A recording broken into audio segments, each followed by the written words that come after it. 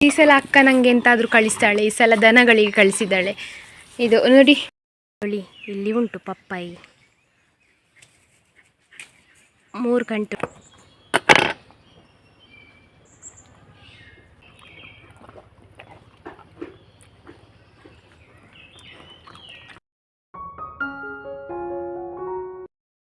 Hi ಎಲ್ರಿಗೂ ಕೂಡ ನಮಸ್ಕಾರ. ಎಲ್ಲರೂ ಹೇಗಿದ್ದೀರಾ? ಎಲ್ಲರೂ ಆರಾಮ ಸೌಖ್ಯ ಅಂತ ಅಂದ್ಕೊಳ್ತಿದ್ದೀನಿ. ನಾನು ನಿಮ್ಮ ಅನುಷಾ ನಾಯಕ್. ಹಾಗೆ ನನ್ನ ಚಾನಲನ್ನು ನೀವು ಮೊದಲ ಸಾರಿ ನೋಡ್ತಿದ್ದೀರಾ ಅಂದರೆ ಪ್ಲೀಸ್ ಸಬ್ಸ್ಕ್ರೈಬ್ ಮಾಡಿ, ಅಲ್ಲೇ ಅವರ ಬೆಲ್ಲೈಕನ್ ಒತ್ತಿ, ಹಾಗೆ ನಿಮ್ಮ ಫ್ಯಾಮಿಲಿ ಫ್ರೆಂಡ್ಸೊಟ್ಟಿಗೆ ಶೇರ್ ಮಾಡೋದನ್ನು ಕೂಡ ಮರಿಬೇಡಿ. ಇವತ್ತಿನ ವ್ಲಾಗ್ ಸ್ಟಾರ್ಟ್ ಮಾಡುವ. Let's go. ಏಪ್ರಿಲ್ 30ಕ್ಕೆ ಯಾರ್ದೆಲ್ಲ ಬರ್ತ್ಡೇ ಉಂಟು ನಿಮಗೆಲ್ಲರೂ ಕೂಡ ವಿಶ್ ಹ್ಯಾಪಿ ಬರ್ತ್ಡೇ, ಹುಟ್ಟುಹಬ್ಬದ ಹಾರ್ದಿಕ ಶುಭಾಶಯಗಳು.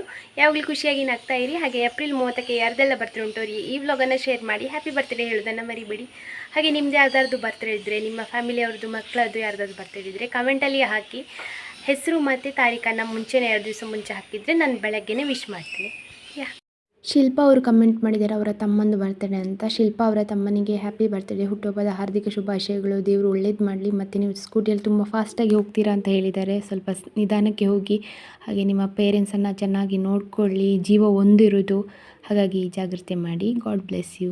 Happy birthday. ಗಳನ್ನು ಕರ್ಕೊಂಡು ಬಂದೆ ಹೊರಗೆ. ಇವ್ರುಂಟಲ್ಲ ಎಕ್ಸಾಕ್ಟ್ ಎಲ್ಲಿ ಕಾಯಿ ಬೀಳ್ತದೆ ಅಲ್ಲಿಗೆ ಬಂದಿದ್ದಾರೆ. ಇಲ್ಲಿ ನೋಡಿ ಸುಮಾರು ಕಾಯಿ ಕಾಣ್ತುಂಟಲ್ಲ. ನಿನ್ನೆ ಮಳೆ ಜೋರು ಬಂದಿದೆ, ಹಾಗಾಗಿ ಈ ಮರದಲ್ಲಿ ಇದ್ದದ್ದೆಲ್ಲ ಬಿದ್ದಿತ್ತು. ಎಲ್ಲ ಮರದಲ್ಲಿ ಮುಗೀತು, ಇದರಲ್ಲಿ ಯಾಕೆ ಮುಗಿತಿಲ್ಲ ಅಂತ ಗೊತ್ತಿಲ್ಲ. ಅದು ಸಹ ಇವರು ಇದೇ ಮರ ಹುಡುಕಿಕೊಂಡು ಅಲ್ಲಿಂದ ಇಲ್ಲಿಗೆ ಓಡಿ ಬರ್ತಾರಂದರೆ ಇವರಿಗೆ ಎಂಥ ಕನೆಕ್ಷನ್ ಇರಬೇಡಮ್ಮ, ಯೋಚನೆ ಮಾಡಿ. ಕಾಯಿಗೂ ಇವರಿಗೂ ನಮ್ಮ ಮನೆಯಿಂದ ಸುಮಾರು ದೂರ ಉಂಟು ಇಲ್ಲಿ ಬರಲಿಕ್ಕೆ. ಇಲ್ಲಿಗೆ ಓಡಿ ಬರ್ತಾರೆ ನಾನು ಕರ್ಕೊಂಡು ಬಂದರೆ. ಇದು ನೋಡಿ, ಒಂದು ಹೊಸೊಬ್ಳು ಬಂದಿದ್ದಾಳೆ, ಕೊಂಗರಿ. ಸ್ವಲ್ಪ ಗೋಲ್ಡನ್ ಕಲರ್ ಜಾಸ್ತಿ ಉಂಟು. ಅದು ಇದನ್ನು ಹಳೆತ್ತನ್ನು ಓಡಿಸೋದು ನೋಡಿ. ಇದು ಹಳೆತ್ತು ಬಿಳಿ ಉಂಟಲ್ಲ, ಓಡಿಸೋದು ಇದು. ಇನ್ನೊಂದು ಕೂಡ ಬಂದಿದೆ. ಸ್ವಲ್ಪ ಇಲ್ಲಿ ಸೊಪ್ಪೆಲ್ಲ ಉಂಟು, ಚಂದ ಚಿಗುರಿ ಉಂಟು. ಹಾಗೆ ಇಲ್ಲಿ ತಂದು ಕರ್ಕೊಂಡು ಬಂದು ಕಟ್ಟಿ ಹಾಕಿದ್ದೇನೆ, ಮೇಯ್ಬೋದು. ಇನ್ನು ಇಲ್ಲಿ ಕಾಯಿಗಳಿಲ್ಲ ತಿನ್ನಲಿಕ್ಕೆ. ಹಾಗೆ ಮರಗಳೆಲ್ಲ ಚಿಗುರಿದೆ ನೋಡಿ ಮಳೆಗೆ. ಎಂತ ಗೊತ್ತುಂಟ, ಕಳೆದ ವರ್ಷ ನಾವು ಮಳೆಗೋಸ್ಕರ ಕಾಯ್ತಾ ಇದ್ದೆವು, ಯಾವಾಗ ಮಳೆ ಬರ್ತದೆ, ಯಾವಾಗ ಚಿಗುರ್ತದೆ ಅಂತ. ಆದರೆ ಈ ವರ್ಷ ನಮಗೆ ಲೆಕ್ಕ ಇಲ್ಲದಷ್ಟು ಮಳೆ ಬಂದದ್ರಿಂದ ಸೊಪ್ಪು ಮತ್ತು ಹುಲ್ಲೆಲ್ಲ ಚೆಂದ ಚಿಗುರಿದೆ. ದನಗಳಿಗೆ ಎಂಥ ತೊಂದರೆ ಇಲ್ಲ. ಮತ್ತು ಏನಾದರೂ ಹೇಳಿ ನೀರಿನ ಸಮಸ್ಯೆ, ನಮಗೆ ಮುಂಚೆನೂ ಸಹ ನೀರಿನ ಸಮಸ್ಯೆ ಇಲ್ಲ. ಆದರೆ ಈ ಬೇಸಿಗೆ ಜಾಸ್ತಿ ಆಗ್ತಾ ಹೋದಾಗೆ ಒಂಥರ ಬಿಸಿ ಬಿಸಿ ಗಾಳಿ ಬೀಸೋದು. ಈಗ ಹಾಗೆ ಇಲ್ಲ. ನಮಗೀಗ ಮುಂಚೆ ಆದರೆ ನಾವು ಹೇಳ್ತಿದ್ವಿ ಇದು 2ನೇ ಮಳೆ, ಇದು 3ನೇ ಮಳೆ ಅಂತ. ಈಗ ಲೆಕ್ಕ ಇಲ್ಲದಷ್ಟು ಬಂದಿದೆ. ಎಷ್ಟನೇ ಮಳೆ ಅಂತ ಗೊತ್ತಿಲ್ಲ. ಡೈಲಿ ಬರ್ತದೆ, ಇಲ್ಲ 2-3 ದಿವಸಕ್ಕೊಮ್ಮೆ ಮಳೆ ಬಂದು ಹೋಗ್ತದೆ. ಹಾಗೆ ತುಂಬ ಚೆಂದ ವೆದರ್ ಉಂಟು. ಮತ್ತು ತೋಟಕ್ಕೆಲ್ಲ ನೀರಿದೆಲ್ಲ ಸಮಸ್ಯೆ ಇಲ್ಲ. ಇನ್ನೊಂದು, ಕೆಲವರೆಲ್ಲ ಹೇಳ್ತಾರೆ ನನಗೆ, ನಿಮಗೆ ಎಷ್ಟು ಮಳೆ ಬಂತು, ನಮಗೆ ಮಳೆ ಇಲ್ಲ ಅಂತ. ಅದು ಒಂದೊಂದು ಊರಿಗೆ ಒಂದೊಂದು ಹಾಗೆ. ನಾವು ತುಂಬ ಕಾಡೊಳಗಿದ್ದೇವಲ್ಲ, ಹಾಗಾಗಿ ಅಂತ ನಂಗೆ ಅನಿಸೋದು ನಮಗೆ ಮಳೆ ಜಾಸ್ತಿ ಅಂತ. ಆದರೆ ನಮಗೆ ಮುಂಚೆ ಎಲ್ಲ ಹೀಗೆ ಮಳೆ ಇರಲಿಲ್ಲ, ಇಷ್ಟು ಬೇಗ ಮಳೆ ಬರ್ತಿರಲಿಲ್ಲ. ಈ ವರ್ಷ ಒಂದು ಸ್ವಲ್ಪ ಜಾಸ್ತಿ ಅಂತ ಹೇಳ್ಬೋದು. ನಾನೀಗ ಮಾವಿನ ಹಣ್ಣು ಹೆಕ್ಕಲಿಕ್ಕೆ ಬಂದೆ. ನಿನ್ನೆ ಮಳೆ ಬಂದಿದ್ದೆಲ್ಲ, ಹಾಗೆ ಸ್ವಲ್ಪ ಮಾವಿನ ಹಣ್ಣು ಹೆಕ್ಕಿಕೊಂಡು ಹೋಗುವ ಅಂತ ಮಧ್ಯಾಹ್ನಕ್ಕೆ. ಮತ್ತು ಒಂದು ಸ್ವಲ್ಪ ಮಾಂಬಳ ಮಾಡಲಿಕ್ಕೆ ಇಷ್ಟು ಮಾವಿನ ಹಣ್ಣು ಹೆಕ್ಕೊಂಡು ಬಂದೆ. ಇನ್ನೊಂದು ಸ್ವಲ್ಪ ಉಂಟು, ಯಾರಾದರೂ ಹೆಕ್ಕುವವರಿದ್ದರೆ ಅವರಿಗೆ ಇರಲಿ ಅಂತ ಸ್ವಲ್ಪ ಇಷ್ಟೇ ನಾನು ತಗೊಂಡು ಬಂದೆ. ಇನ್ನೊಂದು ಇನ್ನೇ ಸ್ವಲ್ಪ ಹೆಕ್ಕಿದ್ದು ಉಂಟು ಮಾವಿನ ಹಣ್ಣು, ಅದನ್ನು ಸೇರಿಸಿ ಸ್ಟಾರ್ಟ್ ಮಾಡಲಿಕ್ಕೆ. ಮತ್ತು ಮಧ್ಯಾಹ್ನಕ್ಕೆ ಒಂದು ಸ್ವಲ್ಪ ಸಾಸಿವೆ ಇಲ್ಲಾದರೆ ಮಾವಿನ ಹಣ್ಣಿದ್ದು ಸಾರು ಮಾಡಲಿಕ್ಕೆ ಬೇಕಾಗ್ತದೆ ಅಂತ. ಈಗ ಮಾವಿನ ಹಣ್ಣಿನ ಸೀಸನ್ ಆದ್ದರಿಂದ ಇದೆ ನಮ್ಮ ಮನೆಯಲ್ಲಿ ಮುಗಿಯೋ ತನಕ. ಅಪ್ಪನಿಗೆ ಇವತ್ತು ಕಡಬಕ್ಕೆ ಹೋಗ್ಲಿಕ್ಕೆ ಉಂಟು, ಒಂದು 10 ಗಂಟೆ ಮೇಲೆ. ಹಾಗೆ ನಾನು ಹೋಗಿ ಅವರನ್ನು ಕೈಕಂಬಕ್ಕೆ ಬಿಟ್ಟರೆ ಅವರು ಮತ್ತು ಅಲ್ಲಿಂದ ಬಸ್ಸಲ್ಲಿ ಹೋಗ್ತಾರೆ. ಬರುವಾಗ ನನ್ನ 2ನೇ ಭಾವ ಬರುವುದು ಅಂತಿದ್ದಾರೆ ಮನೆಗೆ ಮಧ್ಯಾಹ್ನಕ್ಕೆ. ಹಾಗೆ ಅವರೊಟ್ಟಿಗೆ ಬಂದರು ಅಪ್ಪ. ಹಾಗೆ ಅವರನ್ನು ಮೀಟ್ ಮಾಡಲಿಕ್ಕೆ ಹೋಗ್ತಿರೋದಲ್ಲಿ. ಮತ್ತೆಂತಂದರೆ ಇವರೊಟ್ಟಿಗೆ ಹೋದರೆ ಬೇಗ ಅಲ್ಲಿ ತಲುಪ್ತದಲ್ಲ. ಹಾಗೆ ಗಣಿ ಆಗಲೇ ಹೋದರು. ಚಹಾ ತಿಂಡಿ ಎಲ್ಲ ಕುಡಿದು ಬೆಳಿಗ್ಗೆ ಅವರು 9 ಗಂಟೆಗೆ ಹೋಗ್ತಾರೆ. 9 ಗಂಟೆಗಿಂತ ಮುಂಚೆನೇ ಹೋಗ್ತಾರೆ ಆಫೀಸಿಗೆ. ಅಷ್ಟು ಬೇಗ ಹೋದರೆ ಅಲ್ಲಿ ಕಾಯಬೇಕಾಗ್ತದೆ ಅಂತ ಹೇಳಿ ಅಪ್ಪ 10 ಗಂಟೆ ಮೇಲೆ ಹೋಗೋದು. ನಾನು ಅವರನ್ನು ಕರ್ಕೊಂಡು ಹೋಗಿ ಕೈಕಂಬದಲ್ಲಿ ಬಿಡೋದು ಸ್ಕೂಟಿಯಲ್ಲಿ. ನಾನು ಅಪ್ಪನನ್ನು ಕರ್ಕೊಂಡು ಹೋಗ್ಲಿಕ್ಕೆ ರೆಡಿ ಅದೇ, ಅಂದರೆ ಪ್ಯಾಂಟೆಲ್ಲ ಹಾಕಿ. ಇವ ಉಂಟಲ್ಲ, ನಾನು ಹೊರಟಿದೆ ಅಂತ ಗೊತ್ತಾಗೋದು ಈಗ ಕರೆಯೋದು, ಅನ್ನು ಹೋಗ್ಬಿಟ್ಟೆ ನಿಲ್ಲು ನಿಲ್ಲು ಅಂತ. ಕಜ್ಜು ಎಂತ ಮಾಡ್ತಿದ್ದೀಯನ್ನ? ಕಜ್ಜು ಹೋಗೋದ, ನೀನು ಬರ್ತೀ? ಡಿಕ್ಕಿಯಲ್ಲಿ ಕೂತ್ಕೋ. ಹಾಗಾದೆ ಗಜ್ಜು? ಎಂತ ಮಾಡ್ತೀವಿ ಕಜ್ಜು? ಹೋಗುವಾ?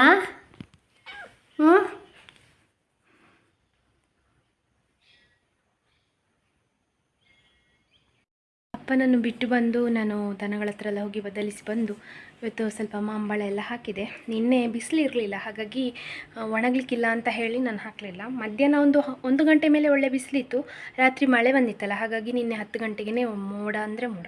ಹಾಗೆ ನಾನು ನಿನ್ನೆ ಮಾವಿನ ರಸ ಹಾಕಲಿಕ್ಕೆ ಹೋಗಲಿಲ್ಲ. ಇವತ್ತೀಗ ಹಾಕಿ ಈಗ ಆಗಲೇ ಹಾಕಿದೆ. ನಾನು ವ್ಲಾಗ್ ಮಾಡಲಿಲ್ಲ, ಚಾರ್ಜ್ ಇರಲಿಲ್ಲ, ಫೋನಲ್ಲಿ ಚಾರ್ಜ್ ಇರಲಿಲ್ಲ. ಹಾಗೆ ಈಗ ಅಡುಗೆದು ಕೆಲಸ ಎಲ್ಲ ಮುಗಿಸಿದೆ. ಬಾವ ಬರ್ತೇನೆ ಅಂತ ಹೇಳಿದ್ದಾರೆ ಇವತ್ತು, ಅವರಿಗೆ ಎಂಥದ್ದು ವರ್ಕ್ ಉಂಟು ಅಂತೇಳಿ ಬರ್ತಿದ್ದಾರೆ. ಹಾಗೆ ಅಪ್ಪ ಸಹ ಹೋಗಿದ್ದಾರೆ, ಅಪ್ಪ ಸಹ ಅವರೊಟ್ಟಿಗೆ ಬರ್ಬೋದು.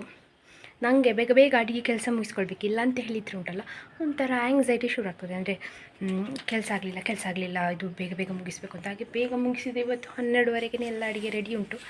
ಇನ್ನೊಂದು ಸಂಡಿಗೆ ಉಂಟು, ಅದನ್ನೊಂದು ಕಾಯಿಸೋದು, ಮತ್ತು ಮೆಣಸು ಉಪ್ಪಲ್ಲಿ ಹಾಕಿಟ್ಟಿದ್ದಾನಲ್ಲ ಮಜ್ಜಿಗೆ ಮೆಣಸು, ಅದನ್ನೊಂದು ಕಾಯಿಸ್ಲಿಕ್ಕಿದ್ರೆ ಆಯಿತು ಅಷ್ಟೇ. ಅದು ಅವ್ರು ಬಂದ ಮೇಲೆ, ಯಾಕಂದರೆ ಮುಂಚೆ ಕಾಯಿಸಿಟ್ರೆ ಅದು ಸ್ಮೂತ್ ಆಗ್ತದೆ, ಅದಕ್ಕೋಸ್ಕರ. ಇದು ಬಸಳೆದು ಸಾಂಬಾರು, ಇದು ಹುರುಳಿಕಾಳಿದು ಚಟ್ನಿ, ಆಮೇಲೆ ಮಾವಿನ ಹಣ್ಣಿದು ಸಾರು, ಇದು ರಸಂ ಮಾಡಲಿಲ್ಲ ನಾನು, ಮತ್ತು ಮಜ್ಜಿಗೆ. ಇವರು ಡೈಲಿ ಮೊಸರು ತರ್ತಾರೆ ಈವ್ನಿಂಗ್, ಅದರದ್ದು ಮಜ್ಜಿಗೆ ಮಾಡಿಟ್ಟಿದ್ದೇನೆ. ಇನ್ನು ನನಗೆ ಸಂಡಿಗೆ ಮತ್ತು ಮೆಣಸು ಹುರಿದ್ರೆ ಆಯಿತು. ಬಂದೀಗ ಹೊರಡ್ತಿದ್ದಾರೆ, ನನಗೆ ವ್ಲಾಗ್ ಮಾಡಲಿಕ್ಕೆ ಆಗಲಿಲ್ಲ, ಹಾಗೆ ಅಪ್ಪ ಬೀಳ್ಕೊಡ್ತಿದ್ದಾರೆ.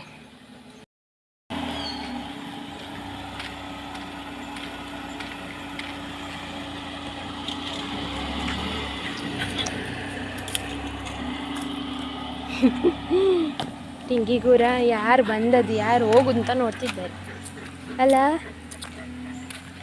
ಬಾ ಊಟ ಮಾಡಿ ಹೊರಟರು.